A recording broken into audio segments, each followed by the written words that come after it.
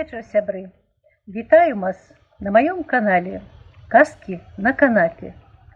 Як вы ўжо ведаеце з учарашняй маёй казкі, свята Сёмуха доўжыцца некалькі дзён. І вось на другі дзень абавязкова патрэбна прыбраць куст, вадзіць куста, кажуць. Я вось прыбрала, у мяне куст прыгожы. І мне захацелася пачытаць вам летнюю казачку, зялёную такую казачку. Змешчана яна вось у прыгожым такім зборніку «Дзівосы летняга лугу». Напісала гэтыя казачкі, гэты зборнік, Людміла Ценякова. І сёння мы пачытаем казку, якая называецца «Лугавы канцэрт». Стары Жужаль вельмі даўно жыў на гэтым лузе. Ён ведаў кожную дзірачку між карэння, кожную шчылінку. Каб зашыцца куды, і ніхто там цябе не заўважыў. Жужаль ведаў усе мелодыі лугу. Вось зумкае пчолка, вось шапаціць сухім лісцікам муравейка, а вось над лугам звініць жаваранак. Але аднаго разу, у спякотны поўдзень, калі Жужаль прылёг адпачыць у цянёк пад травінку, да яго данесліся новыя моцныя гукі. Жужаль павярнуўся, спрабуючы заснуць, але гукі нарасталі і нарасталі, сліваючыся ў мелодыю. Жужаль не стаў нават думаць, добрая мелодія ці дрэнная. Яна замінала яму спаць, адпачываць. Ён паспрабаваў зашыцца як мага глыбей пад карэнне, але гэта не дапамагло. Мелодыя не сціхала. Тады ён вылез са схованкі. І што ж? Якраз над ім, на травінцы, сядзеў зялёны конік і граў на скрыпачцы. Я думаю, вы разумееце, што конік – это кузнечык, калі казаць па-руску. «Гэта што такое яшчэ?» – узбурыўся стары буркун. Конік нават вочак не расплюшчыў. Жужаль учапіўся лапкамі за травінку і стаў яе разгойдваць, але конік нічога не заўважаў. Вось такі прыгожы малюнак да гэтай казкі. Яркі. А на красках і лісточках сядзелі слухачы і не зводзілі са скрыпача вачэй. Мураш усміхаўся, жук-пажарнік шчасліва ззяў крылцамі, а чмель падпяваў басам. Жужаль зразумеў, што нічога так не даб'ецца. Вярнуўшыся пад знаёмы карэньчык, ён стаў думаць, як пазбыцца няпрошанага музыканта.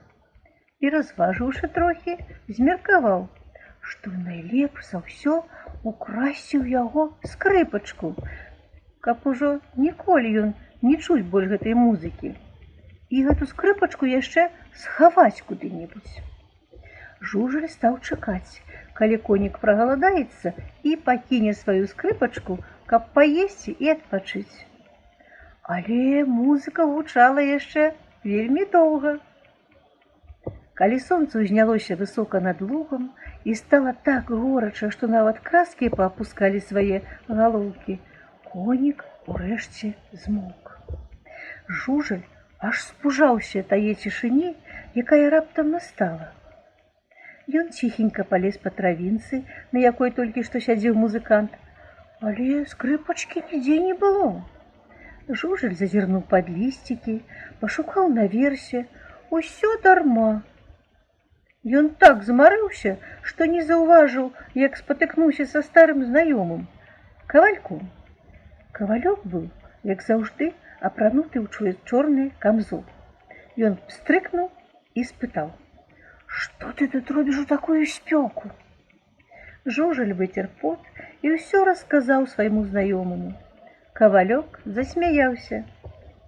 Некалі ён сам граў у лугавым аркестры на ударных інструментах і добра ведаў, як выглядае конікава скрыпачка. «Ты чаго смяешся?» – спытаў пакрыўджана Жужаль. «Бо ты ніколі не зможаш забраць у коніка скрыпкі». «Чаму гэта яшчэ?» Калі б ты ведаў, што конік трэ сабе бакі лапкамі за зубранкамі і гэтак выдае гукі. Ты б не стаў шукаць той скрыпачкі. Не можа быць, здзівіўся Жужаль. Можа, адказаў кавалёк. Я ж магу б стрыкнуць сваёй цудоўнай спінкай. Стрыкнуўшы яшчэ раз, ён пабег. Жужаль стомлена сеў пад лісток і пачуў, як пад суседняй травінкай мурашы абмяркоўвалі новы канцэрт. Цудоўна, дзівосна, пільна будзем чакаць другога аддзялення. Можа, я чагосьці не разумею, падумаў Жужаль і таксама ўзяўся чакаць другога аддзялення канцэрту коніка. А ты, мой маленькі, ці чуў, як натхнёна грае на скрыпачцы лугавы конік? Калі не, абавязкова папрасі маму і тату пайсці на квяцісты луг. Гэта так хораша ўсім разам слухаць музыку. Вось такая цёплая, добрая летняя казка.